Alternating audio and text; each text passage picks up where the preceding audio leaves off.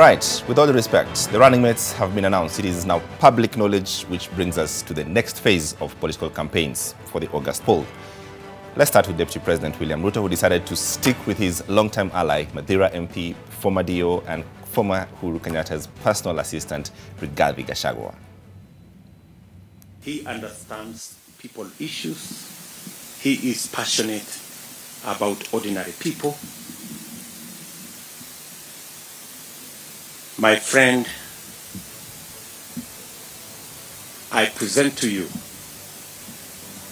the Kenya Kwanza running mate candidate, my brother and friend, Cherargei Gachagua.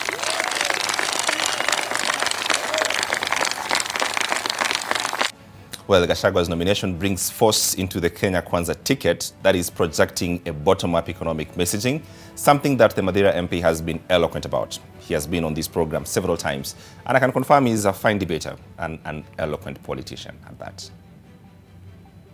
Your Excellency, our Deputy President, the trust and confidence you have shown in me is a privilege, and I'll do my very best to live up to those expectations. Thank you, Your Excellency. I will not let you down. I will not let the Hustler Nation down. I will not let the people of Kenya down. On the other side of the divide, Raila Odinga chose a wild card, if you like, former Justice and Water Minister, advocate, and multi-party campaigner Martha Wangari Karua. My dear Kenyans, cometh the hour, cometh the lady. I have the great honor to announce that I have picked as my running mate and Cabinet Secretary for Justice and Constitutional Affairs, the Honorable Martha Wangari Karua. God bless you. Well, Martha Karua brings clarity to the Azimio ticket. She's known for her firmness, her view of no compromise, and a firm belief of the Constitution. I've interviewed several times and throughout my career, including an exclusive interview with her yesterday that she granted me, and I can confirm that she's a seasoned politician with a strong sense of time and history. All right, and with that, with all due respect, I have two gentlemen who insiders, and they're very close to these matters. They should be able to help us make sense of all these matters. First, Nandi Senator Samson Cherargei, karibu sana. Asante. And ODM Chairman John Mbadi. Gentlemen, we've been waiting for this almost 3 weeks. We've been hanging on to this. Let me start with you, Cherargei. What's the positive thing that Gachagua brings to, your ticket? Thank you, Smart. I think the last time I was, with all due respect, it was just before nominations. And congratulations, by the way. I had assured you and the rest of Kenyans that I would be back with a bank, and I am. And I am. Congratulations. And we hope now we shall continue protecting the devolution and working for Kenyans. Quick one is, there is a lot of positive value that Cherargei Gachagua will bring in. A running mate must do what we call value addition. He comes from Populous region, that is Mount Kenya, at the heart of Nyeri County, which have quite significant number of votes. Number two, is also a seasoned administrator, so he understands the systems of government. Number three, is a great grassroots mobilizer. We have gone to Nyeri on several occasions, and those great grassroots mobilizers, strategies he has. Number three, he has worked with government. And being also an elected legislator, where he has worked in National Assembly for the last 5 years for the people of Madeira, he understands what the politics was all about. So in as much as he is an administrator, it will be easy. The deputy president, designated Cherargei Gachagua, will assist the president in implementing the bottom-up economy, President William Ruto, the 5th president of Kenya. So from where I sit, and also he cuts across the young and the old, and it is important that we made that choice. And he also, there is that chemistry he has with the deputy president. You know, when somebody is your principal assistant, there should be that compatibility. You know, when you are choosing a running mate as a politician, even governors and president, you are like choosing the wife. Yeah. So despite, you know, when you want to get married, your parents will not choose for you in modern day Kenya. You choose and you bring, and the children and everybody accepts. So when you are choosing, you look at the chemistry and compatibility of that running mate, and in terms of both how you will work together, and also regarding Gachagua, finally, as I conclude, is that he has been one of the steadfast people when the deputy president was being humiliated. You remember he has fabricated cases that are facing him in a courts of law. He has been arrested. He had been humiliated. That's when you talk about the courts have not made judgments about this. No, so but it is not. It's an ongoing process, and most of them are politically motivated charges. You and me live in Kenya. You are not new in Jerusalem. So these things happen, but that I'm saying he has gone through thick and thin to support deputy president. So for us, as Kenya Kwanza, we now hit the ground running, as you have heard one of our principals, Musalia Mudavadi, say today in his brother's funeral, and we continue to condole with him for losing his brother today. We went for his burial of the brother in Nyeri. So we are now ready to hit the ground, and I can assure you, Mbadi will not have it easy, and his team. Mbadi, is Gachagua the caliber, the person who should, you know, be advanced this position of a deputy president from where you sit and from your coalition seats? Well, you know, birds of a feather flock together. I think if you look at the character of Rigathi Gachagua, the little that I've known about him, probably was the best pick for Ruto in terms of complimenting him, and he has just talked about the two are compatible. I don't doubt that, because what really comes to your mind when you talk about Rigathi Gachagua? Three things. Number one, I have read a little about his history as a provincial administrator, as a DO, PA to some officials of government. And the little history about him is just about tyranny, when he was in Mumias, how he agreed with some farmers to come into some partnership, something that didn't work well. Farmers were crying. You can go to the history and read that in the papers. The second thing you read about Gachagua is about his arrests on issues around money laundering. And Smart, I wonder if it is politically motivated. The cases that are facing my friend Rigathi Gachagua talk of 12 billion going through your accounts in 5 years. And by the way, Smart, don't say the matter is in court.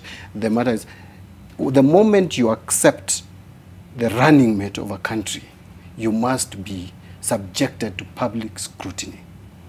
We will go up to your bedroom. Even if you have been slapping your wife, we'll have to dig out that. So Rigathi now must be put on the table and must be dissected properly.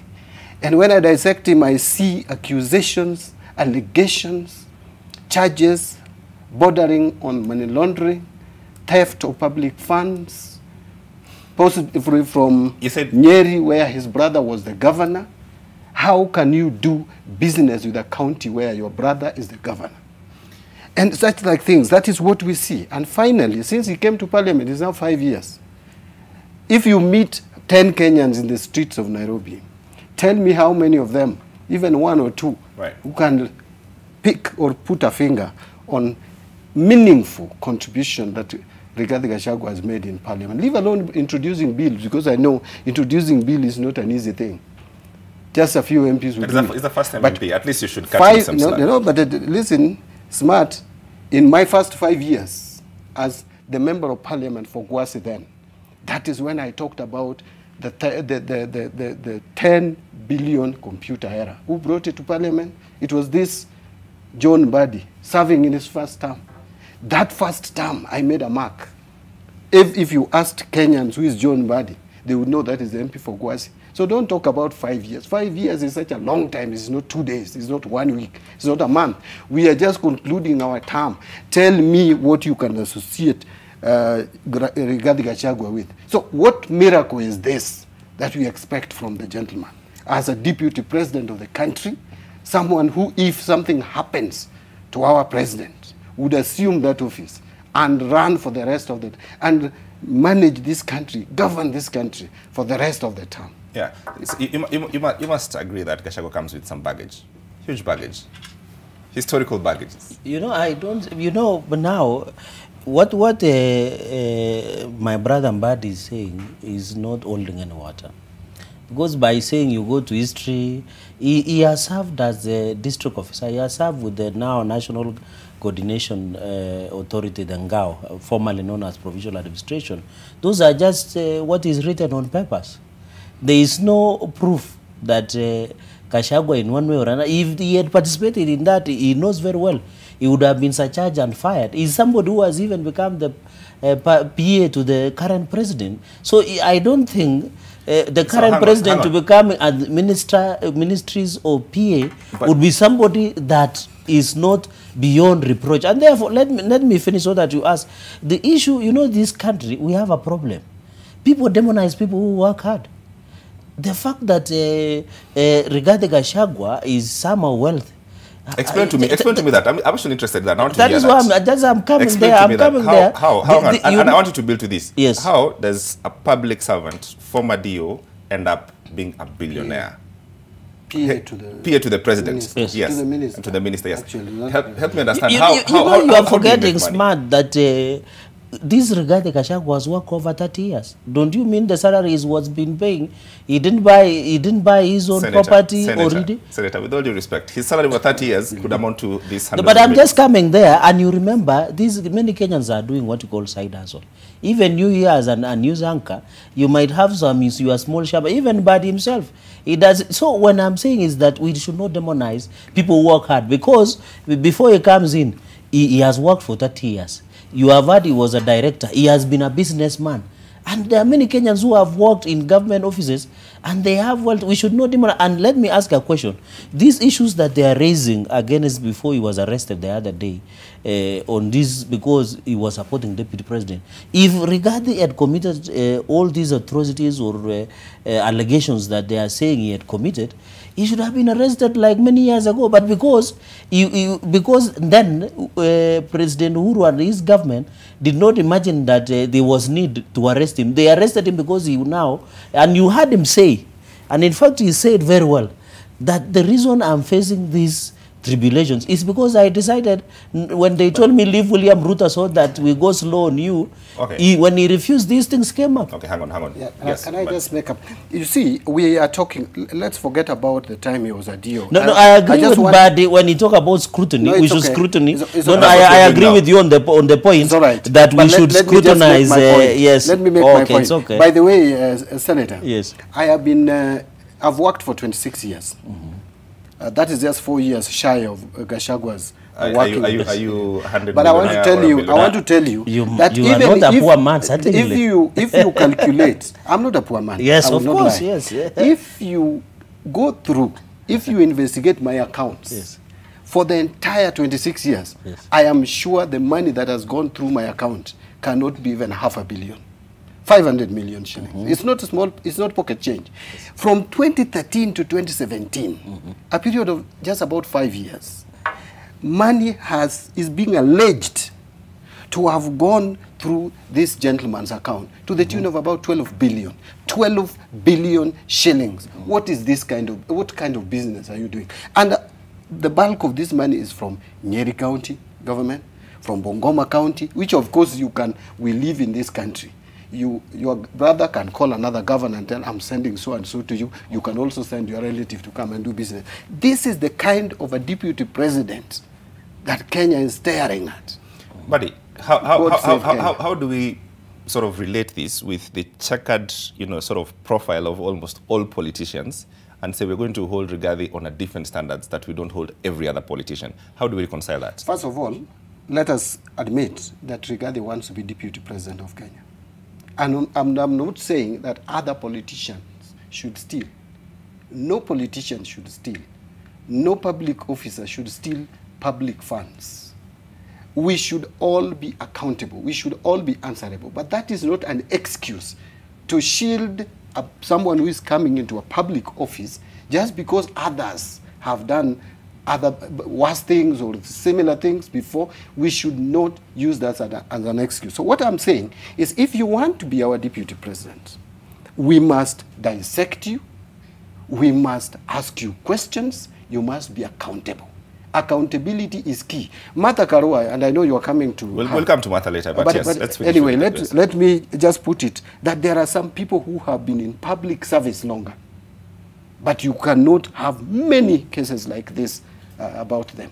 How do you answer, how do you answer to the question of trumped-up charges? That supposing, yes, and this is an argument, supposing yes, Rigathi was in Azimio, he would not be facing any of these charges. I am not sure. There are people who are in Azimio, and are facing charges, and I can mention them. Give me examples. We have the governor of Tana River.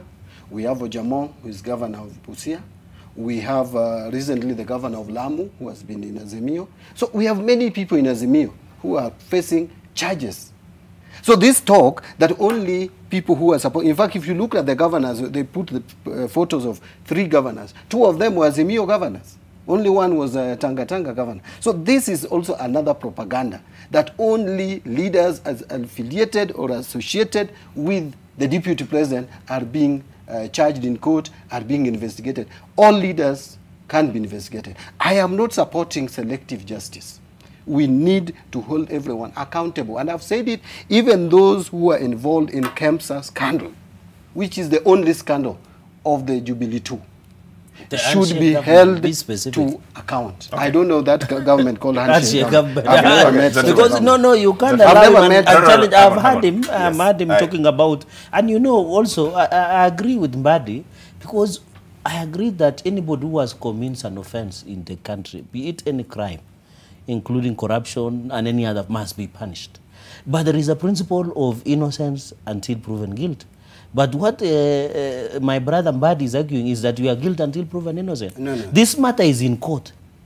And it's yet to for the court. And you know, talking about 12 billion that passed. In Kenya, by the way, you can't withdraw $1 million without proper authorization or even transfer. He knows that there is a law because he's an expert in accounts. That is why I'm saying, if all these allegations, let the full procedure of the law be followed. But you have heard, even because personally, I've even asked Rigathi Gachagua about this issue, and he has admitted that there is no wrongdoing he did.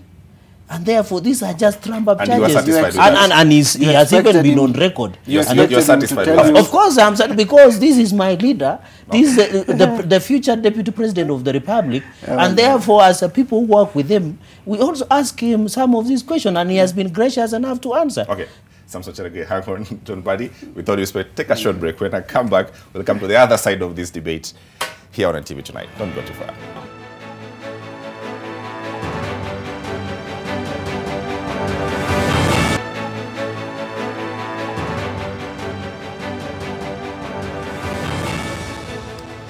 With all due respect, welcome back. The running mates have been announced. Both parties, now we know, entered the final stage of the final strategy for like 83 days to the next election. Time to discuss now the choice of Martha Wangari Karua. Mbadi, yes. Why Martha? I think Raila Odinga has just done what he's known for, that he's a very courageous, brave leader, and once he believes in something, he doesn't wait for it to happen, but he pushes it. Raila is aware that we must now walk the talk.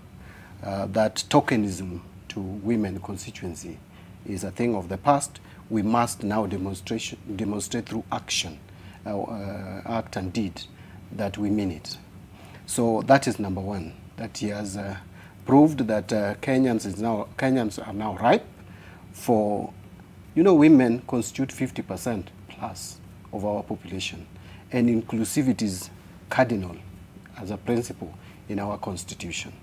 And so Raila has just demonstrated that this now must be taken to the next level, where the second strongest office in the land, powerful office in the land, is going to be occupied by a woman. Number two, look at Martha Karua and ask yourself, what is she bringing? First, if you listened to Raila, first he named Martha Karua as Deputy President, and Minister for Justice. What Raila is telling Kenyans clearly is, I am going to concentrate on economic revival and bringing this country to prosperity, but there is someone here who is my principal assistant, whom I'm delegating the responsibility of reforms and carrying forward the reform agenda that has actually somehow Is this a code name for BBI? Well, you can call it whatever it is. BBI, we know the fate of BBI.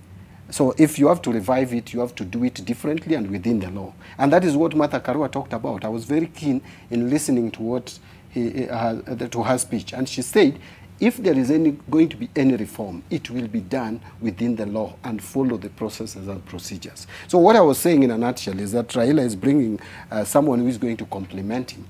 Complementarity was key. Secondly, Martha Karua has experience in government. She has been a cabinet minister for 6 years. She has been a member of parliament for 20 years.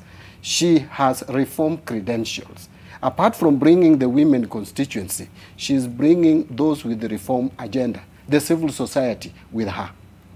And this is someone who, despite the fact that she has been in public service that long, from a magistrate to where she was before she left parliament or left government, you can hardly find where Martha's name has been mentioned that she's being questioned for embezzling, fraudulent actions, corruption.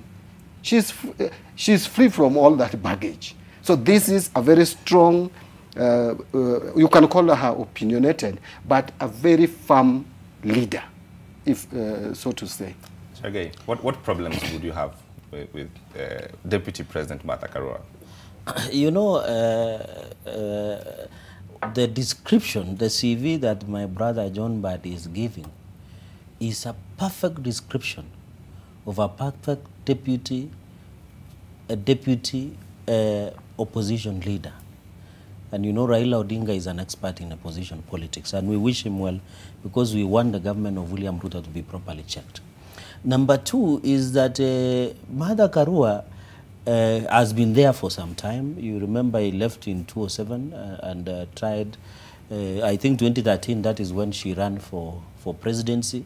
It is not news that she got a paltry of 43,000. And you know, this is not the first time that she's running for a national seat. Number three is that when he says, when you read the book by John Kidongo, it's our turn to eat. In 2006, him and Raphael Tuju dismissed John Kidongo as a sellout. Yet she was the Justice Affairs Minister who should have allowed her. In fact, that press conference was done in her office. This was a person who was in charge of justice. He was in charge of fighting anti-corruption, but she had an audacity with Raphael Tuju to describe John Kidongo as the sellout. And if you read that book extensively, John Kidongo quotes extensively, and then when she realized that this is a person who can run away from the job, she resigned. You know, you cannot, when the things become too hot, you don't resign from the seat. You hold your ground and steer the ship. Number three, there is even allegations, and I think it has mentioned, and thanks to my brother, he quoted also the newspapers. There is some newspapers that quoted her that she participated also in allegations of corruption with a British American tobacco in this country, and she received a bribe. So when you talk about Martha Karua and say she is not corrupt, she is not, they have serious allegations. And I request my brother, if he finds time, or I can give him the book by John Kidongo, it's our turn to eat. He can also read. Finally, finally on Martha Karua has failed to convince Kirinyaga people to vote her as a governor. That's a small seat. If she has failed to convince her to run as a governor, she was never elected. You saw today when she was in Kirinyaga, she could not even raise a crowd.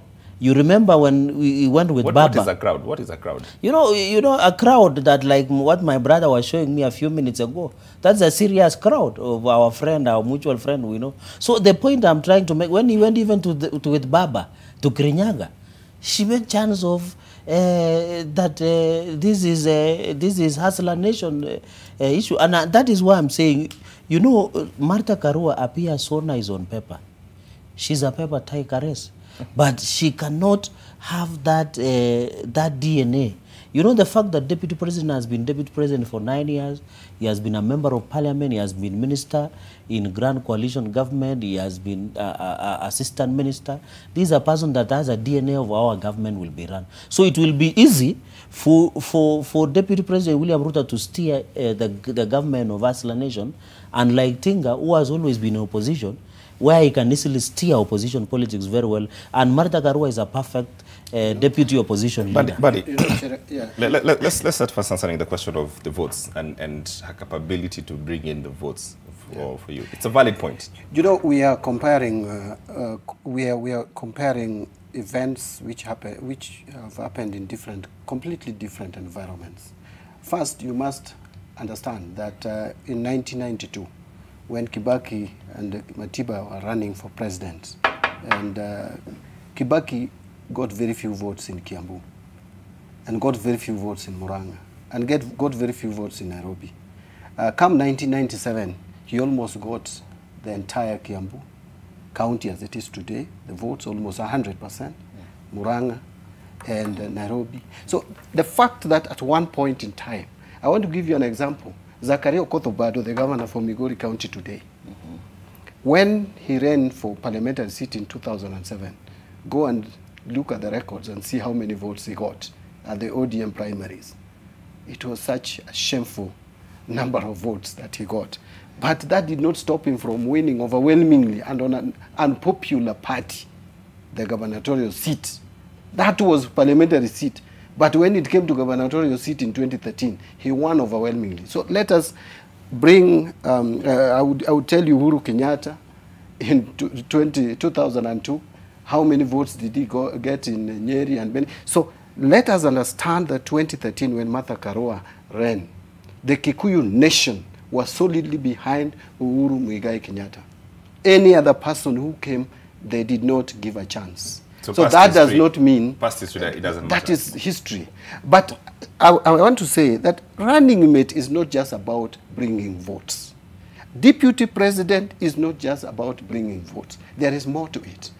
My brother here is talking about Martha Karua having talked about when our time to eat, she was a justice minister. Martha Karua, unless my history fails me, but I don't think so. She came in because of that in the justice ministry. She's the one who replaced Kiraitu Murungi, who was implicated in this scandal. So you cannot blame her for a scandal. She was brought to succeed someone who was accused.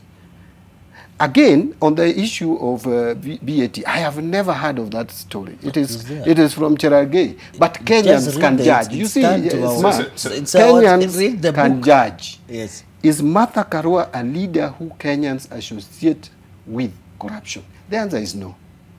I am not saying, because I don't know Martha at personal level. She's someone I've been with in parliament for 5 years.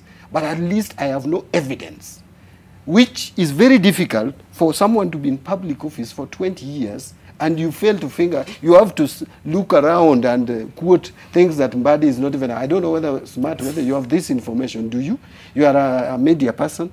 Do you have the information of Martha being accused of corruption? I don't.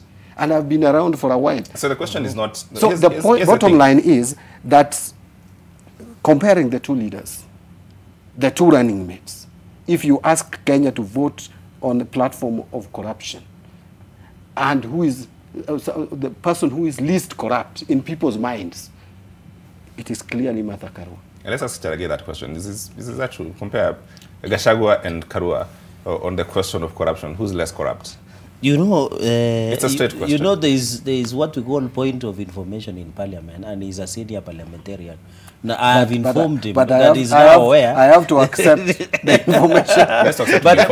But yes. But I just wanted to answer that because these are things on the public domain. Okay. And in fact, check the press conference. I think Daily Nation, you can even get online. They report that the people who issued press conference were Rafael Tuju and Martha Karua when she was the justice. So before I answer your question, so that he does not mislead Kenyans. You know, he has been off air for some time. Things are changing very fast. So when they issued that press conference, when John Kidongo, and welcome back, yes. When John Kidongo issued that it's our turn to eat, very explosive. She's among that they were sell out. And you know, also Martha Karua was even at one point banned from entering to US because of integrity issues. And we know US don't lie. So what I wanted to answer about the issue of corruption, and I think with this thing we should not weaponize corruption. You know, I will only argue on the basis that, and it is always to be fair, that if anybody has been convicted, now that is when you can ask such question. Because I will be part of village Rumamongas if I say James Smart and Mbadi, I can vote who is corrupt or who is less corrupt. Which basis are we using? Because that's my only concern. Isn't that not part of what public discourse is? It is part of the public discourse, but also as leadership, we must be honest, we must protect the rule of law. Because if today I walk out of the studio and just decide to accuse Mbadi of being a minority leader and committed something within National Assembly and say maybe was, for example, allegedly on the issue when 10,000 shillings were being given in public toilet, and I go to public and I say Mbadi is corrupt, I don't have a proof in a process of law. Make it clear that I was not given the 10. No, I'm just using that example. No, I respect him. Like, he has been done very well as a minority leader, and he has done very well as a minority, and I expected him to be the governor, by the way, but that is a story for another day. I wish him well if he becomes governor in future. And I know we might meet at governors, at Council of Governors in future. What I'm just saying is that he was not part of. But if I was to say, when MPs, every MPs were accused that they received 10,000. See, if I go today and tell Kenyans, you know you are MP, all MPs have received 10,000. And we allow Kenyans to judge on that. So I want to request Mbadi, because Mbadi and his group of Azimio are telling the country that they want to protect the rule of law, constitutionalism. Let us also show the aspect of rule of law.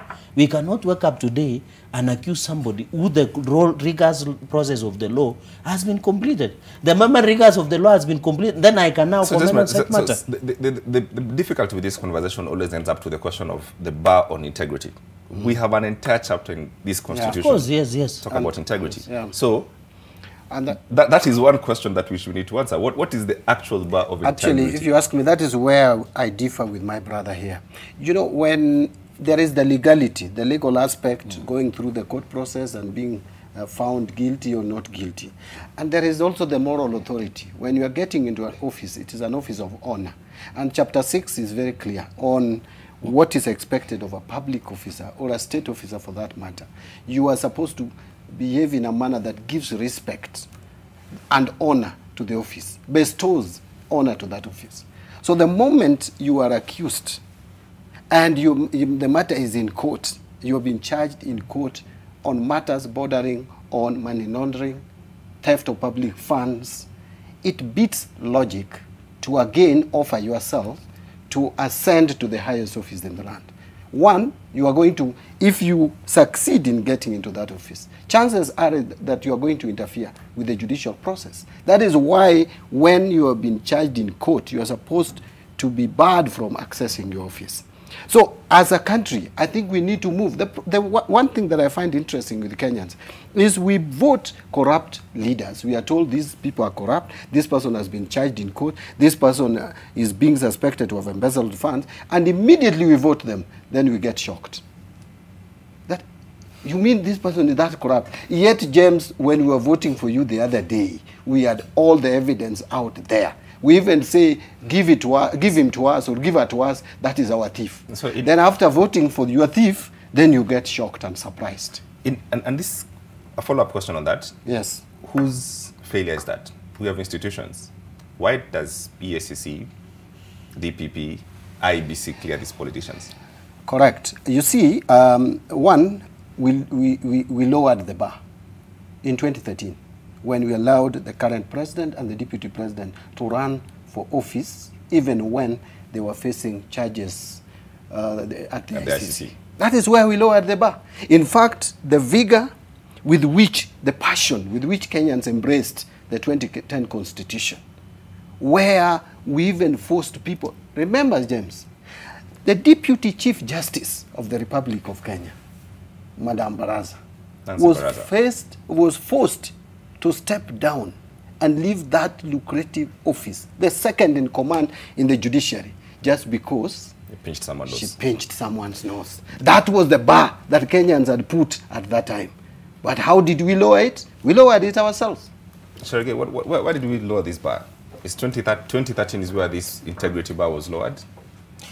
I think we have to agree largely that this constitution was prescriptive in a way. You're not answering my question. I'm answering. I'm coming to your point. The point I'm trying to make is that this chapter on leadership and integrity is very critical chapter, because it is a way of assisting Kenyans to know and to elect their leaders. But at the same time, the same constitution works on the principle of presumption of innocence. So in as much as you go and tell Wananchi Cherargei is corrupt, the question they will ask you the way you have asked about institutions like EACC, like DPP, like judiciary, what are they doing about these cases to ensure they are fast-tracked and conviction? Because it will be hard to tell somebody in my village to tell, you know, so-and-so is corrupt. The question they will ask, mbona hajafungwa? So the point we are trying to make is, in as much as we need to comply with leadership and integrity chapter, we must also ensure there is a way of fast-tracking. I think what we should be asking ourselves here as legislators is, how do we ensure that we fast-track some of these cases that of our public interest, especially the issues of graft, the issues of corruption, so that we don't take, you know, also justice delayed is justice denied. So the fact that somebody has been in court for 10 years, 5 years, 20 years, yet they are not convicted, it will be hard for Wananchi to make that decision. So I'm coming back to this question before I come back to Mbadi. Yes. Should Uhuru and Ruto be allowed to run in 2013? Is it that where we dropped the ball? It's a very straight question. But you know now, it's not a straight question, because they were not convicted. So even when you go to clear in IEBC, and even when you get clearance, the way I know him is not running, and we wish him well as he takes a sabbatical leave, and he doesn't need to worry. I will be in government, and I am sure he will be comfortable. Oh, no. Is that it is not about lowering when we are submitting our papers to IEBC, we must get some of the compliance, the DCI, the EACC. If now I go to EACC, I'm facing, for example, allegations in court, the EACC will not have an authority to bar me because I'm not being convicted. So the point is, do you want us to comply with the constitution on the rule of law, or to comply with public opinion, where somebody sees me driving a new car and say, no, he is driving maybe a 15 million car. I'm not driving a 15 million car. So just no, if 15 million car, yeah, somebody can say the salary of a senator does not reach that level. Maybe I'm taking a mortgage. But the point I'm trying to make is that let us allow the rule of law. We didn't, and I agree with him that sometimes also it is about societal values. As a country, we need to look at our values also to some level. But you know, looking at Martha Karua, you know, I don't have a problem with her for being a woman. Me, I don't. And by the way, I didn't rebut that issue you raised about gender card. The running of government and issues, we don't want to look like as me are waving around gender card by saying, you know, Martha Karua, since she's a woman, all women will follow us. That we should not. We should look women the same we look at men. And I want to ask my brother John Mbadi, and he is the chairman of the National Party of ODM. By the way, he has at least he has keep it up. You know, ODM to stay that long is not easy. This is not a reward scheme. I had when I had Raila, I just because you put that. We need to pay the bills. Don't worry. Let me finish. Let me finish. When Raila said Martha Karua was a lawyer, I don't know whether this running mate position is a reward scheme. And the people who fought in the second liberation should know that on 9 August, we are not running a reward scheme or a Thanksgiving service for anybody. Yeah. If you have fought for the rights of Kenyans, allow other Kenyans to take over from there and move this country. We will say thank you and wish you well. 30 seconds. I go on a break. Let's go to the break. Let's go to the break so that then he comes with a bang. Then you start. With all due respect, you've not answered my question. Taking a short break. We'll be right back.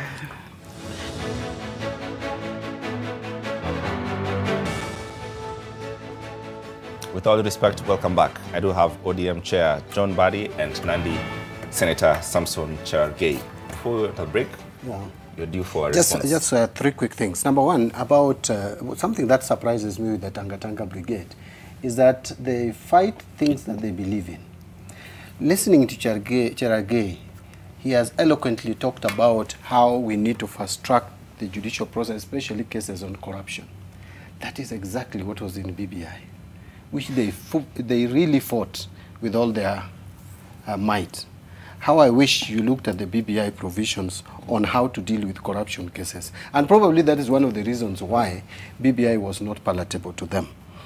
On the issue of Martha Karua and having represented Raila in court, etc., I think what Raila was giving Kenyans was the history of his running mate. If you listen to the context with which he talked about Martha Karua's reform credentials, which no one can dispute, talked about her principles, talked about her experience in government.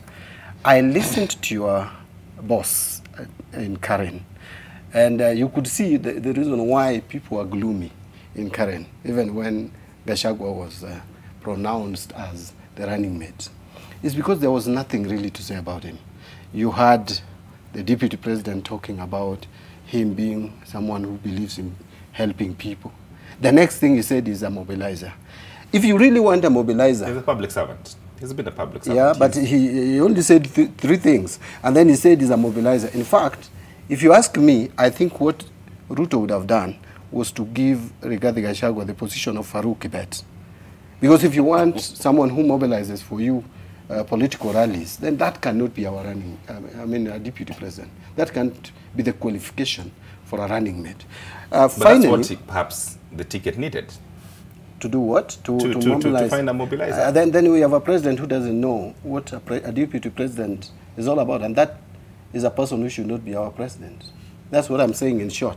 That if you don't know even the qualities that a deputy president should have, that your first qualification is a mobilizer for political rallies to heckle people in funerals, then honestly, you don't deserve to be president. That cannot be the deputy president. That can do the work of, and I want to repeat, Farouk Kibet. The current role of Farouk Kibet in his government is what he can do.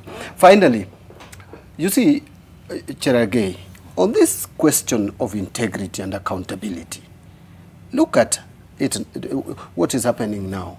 Sonko, who you yourself, the Senate, impeached or confirmed his impeachment, is running for governor again in Mombasa. You are impeached in Nairobi, you go and run in Mombasa. You know, it doesn't make sense. If you are an impeached governor, like Waititu was impeached in Kiambu, then another election comes and you want to run. Kenyans, we must set standards. Kenyans, we must live to the spirit of Chapter 6 of our Constitution. But if not, then we delete it from the Constitution. But Soko, I mean, before I go to Cherargei to respond to this, he's in Azimio. It's your coalition. He is. No, he's in Azimio. And those are the bad manners that let me tell you, I am not saying that everything Azimio is right. We have to question ourselves, including some of the decisions we make. I have personally said it several times. I don't agree with giving someone like Sonko a ticket, allowing some people even to run on ODM ticket. But a decision is made collectively. Let me give you another example.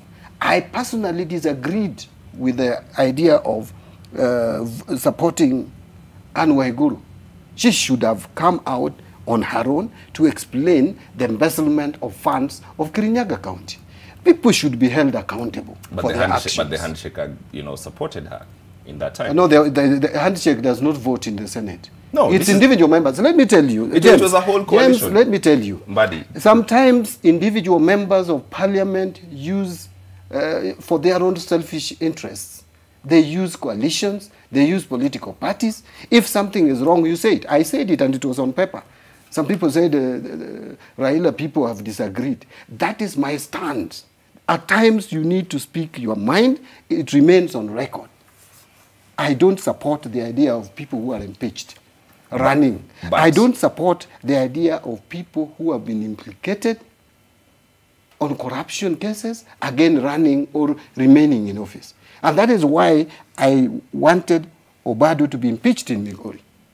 And it's on record, as you finish that point, that ODM senators voted to that is on record. That is on record, okay. And I don't agree with it. Okay, it was wrong. Okay, great. And he's the national chairman of but I'm on record, even that he should have called a parliamentary caucus or Senate caucus. Yes. I am on record.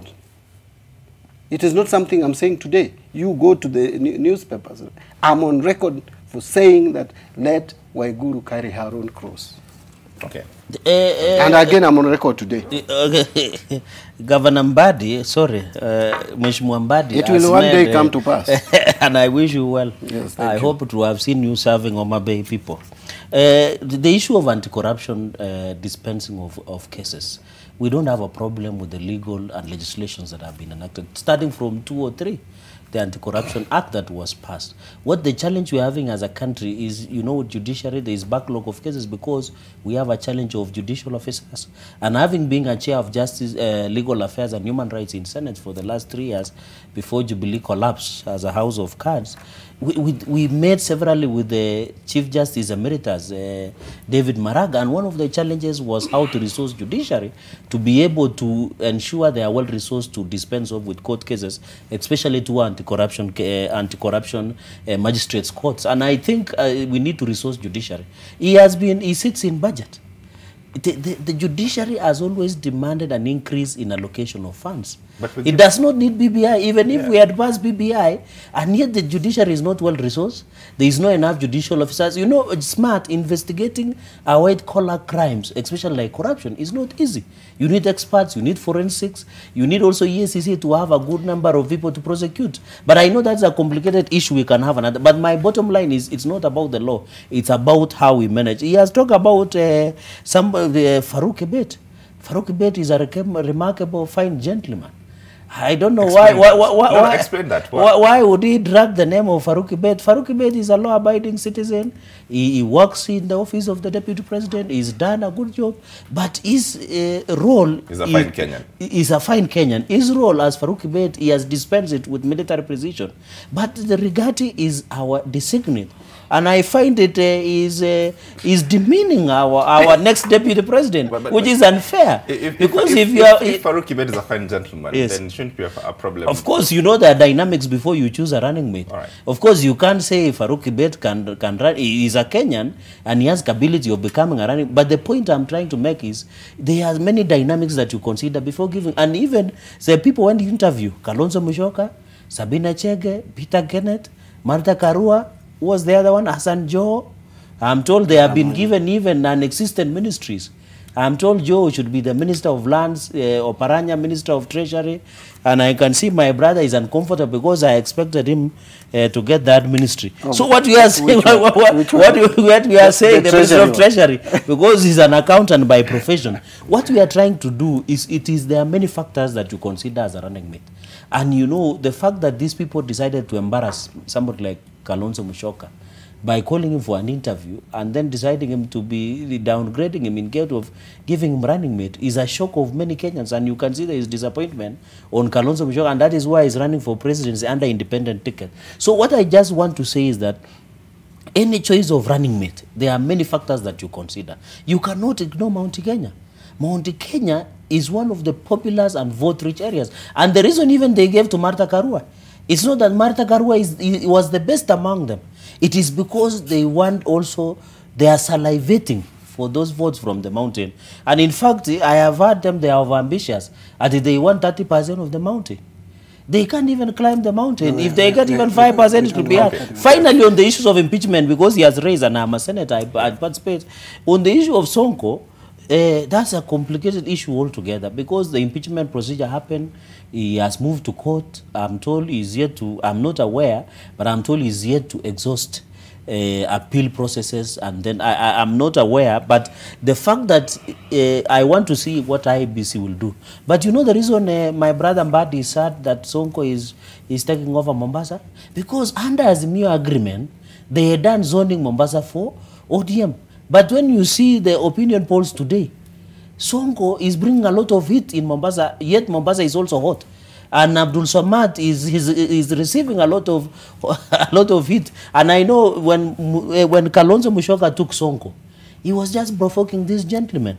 Finally, on Waiguru, I personally, at that time, he was being supported by handshake. I voted against in favor of impeachment then. Would you vote again? But let me finish my point. Yeah. Then he was with handshake team when he has moved to Kenya Kwanza. The point I'm trying to make is that impeachment is a political process. It is not a legal process. Even the fact that we take 2 days, or the committee was given 10 days, and in fact the person who chaired and brought the committee report was the then minority leader, who is the current Kenya Kwanza gubernatorial aspirant, Senator Karua Vs Malala. He was the deputy minority leader of ODM. Of the side, and he's the one who went to write that report on Waiguru. So what I'm saying is that some people should not behave that they are angels.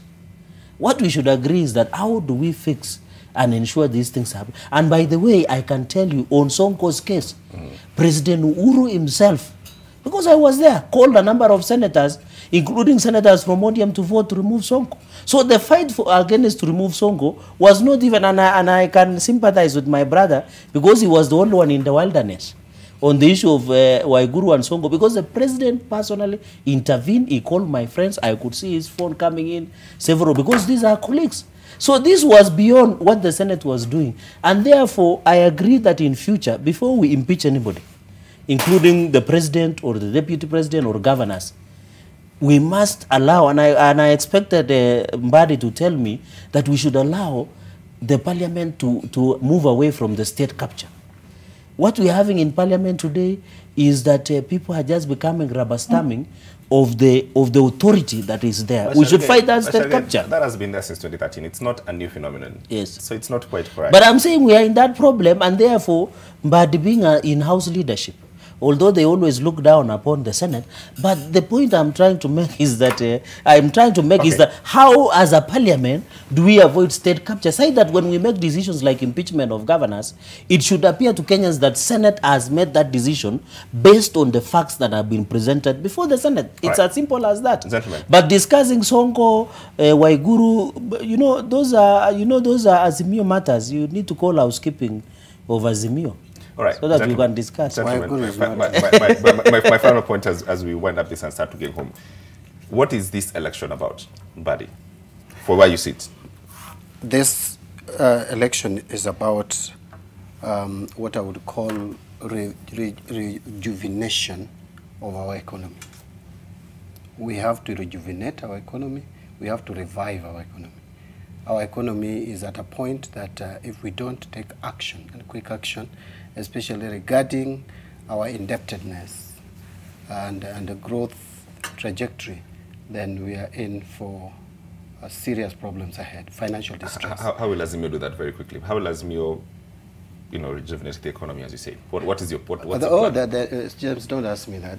That I would take a whole day. That is now my forte. So please just leave it there. We will deal with the issues of debts. And the issues of debt first, you must look for cheap debts. We'll definitely be taking debts. Make no mistake about it. But we must take cheap loans. That's the problem. What do you do with the debts that we have currently? The debts that we have to be retired. And the retiring of these debts has to be systematic. First, you have to check and control public expenditure.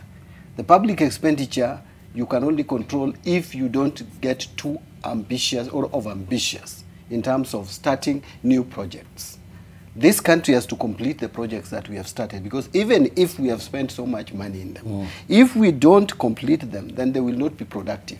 And you cannot borrow money and put on white elephants and expect the economy to grow. So I disagree with those people who are saying that we don't put money in our development expenditure. We will have to, but only to complete the ongoing projects so that they become productive, control any new projects like this guy started. You were not even in parliament then, but Jubilee One were too ambitious. They started things left, right, and center just to get second term, most of which were not even completed. They borrowed money. This is the first time that this country went and borrowed commercial loans at 8%, a government borrowing money out there at 8% Eurobond. And we said no to it. Fortunately, through action of court, then the Eurobond equation was stopped. We are no longer borrowing expensively. They criticize handshake government, also whatever they call it. The handshake that our coming to work with Uhuru Kenyatta has put this country to problems. Do you know the Kenyan government currently is borrowing at no more than 2% interest rate? Something that was not seen in Jubilee 1. We went on borrowing spree, we rebased our economy just to allow us to access the international market. I would take you on this topic. James, we will take a whole night. But we I must bring you again. I must bring you again. But as a coalition, our presidential candidate is very clear. We are very clear-minded. I heard him talk about John Mbadi should have been in the treasury. I can be in any appointment. I don't have to be in treasury to add value to our government. And Oparanya is equally a very serious accountant, FCPA. What is this election about? With all due respect, you know, in where Mbadi comes from, you must pledge loyalty even when you are dreaming. Yeah, and you know that's what is. No, but this is not a dream. This is not a dream. We are winning this election. Oparanya is equally competent. You know, Baba might call him and the seat of chairmanship can go. But that is beside the point. Stop provoking. What I'm making this election is about the economy. It's about fixing the economy. Today, as I walk to parliament, there were Kenyans who are demonstrating because the high cost of living. Now, when you go to market, there is no milk. The bread is gone up. The fuel is gone up. That is why we are talking about bottom-up economy. We can talk about macro projects as he told, but you must also complete the ordinary. Remember Kibaki? Kibaki was doing super projects at Thika Road, but he allowed the importation of border the motorbikes, and he never forgot it about the. So this election is not a reward scheme for anybody. It is about fixing the economy and opportunities for all, even Kenyans who are hustling anywhere, because every hustle matters. Be it you are in a studio like this, to somebody who is a farmer, where I come from, the tea sector, and that is why we are talking about guarantee minimum returns for our farmers, for example. Because as the region we come with Mbadi, for example, the issue of sugar has been a problem, where I am in sugar belt, the issue of coffee, the issue of maize. Those are the issues that we need to fix through bottom-up economic project. On the issue of public debt, I agree with him that we need to efficiently and effectively manage the public debt. I'm not saying that when William Ruto becomes the 5th president of the Republic of Kenya, with the blessings of God and permission of Kenyans through the vote, we must borrow to ensure that we continue with the projects that are already there. And by the way, if you have heard, William Ruto himself has said on several occasions that his interest is to complete projects. And I want also to urge governors. I know your governor is finishing his 2nd term. Any governor will be elected in Homa Bay. They should not leave a project that was started by the previous governor, because those projects belong to the people. Right. Even my county, my current governor, came and left the projects that were started by the first governor, yet not knowing that these projects benefit our people. So I agree with him when he says that any government that takes over, especially Kenya Kwanza, as you can see, we are well organized. And, and you know, in my culture, you don't subdivide an animal before going to hunting. We are hunting them, they have started subdividing because it looks like they know more than we do. You are the ones who have subdivided. But we are not subdividing. You have purportedly given 30%. But you are already giving ministries. But you have given 30%. Gentlemen, 30%. But we are still to go to hunting. But what I finally... Senator Samson Cherargei. I think we need to thank you. Allow us closing remarks to thank you for inviting us to the show. That was my closing, and I want to say there are many Kenyans who are following this show. We could read their names, but we salute you wherever you are. But I want to tell Kenyans, you can see me and John Mbadi. We are debating peacefully and soberly. Why should you fight yourself down there over politicians? Absolutely. Know that let us maintain, this is the country we have, let us maintain peace during and after elections. Kenya Kwanza will ensure this country moves forward in the right direction. James, fortunately, Kenya Kwanza is not going to form the next government. I'm grateful that we were here. I wanted also to just mention that for us to grow the economy of this country, we need to put more resources at the grassroots. These guys talk of bottom-up, which they don't even understand. Bottom-up, in my view, it takes the line of devolution. And we need to strengthen devolution in all aspects. If I'm given opportunity at some level, I would make sure that our counties are integrated to the national development agenda. Absolutely. And that is what this bottom-up is all about. Thank you very much. ODM Chair John Mbadi, thank you very much for coming. I wish you all very best in the election. Congratulations on the nomination. Asante. And Wish John you Mbadi well. will see you out. Yeah. Although I know you are likely to With all go due into respect. Yes, of course. I'm already 80%. after rigging Gentlemen. yourself. No, I did. We have to go. It was We have free to and go. fair. Okay, thank you very much for Thank you watching. very With much. all respect, have a lovely night. We do this every Tuesday on this channel at the same time. Asante.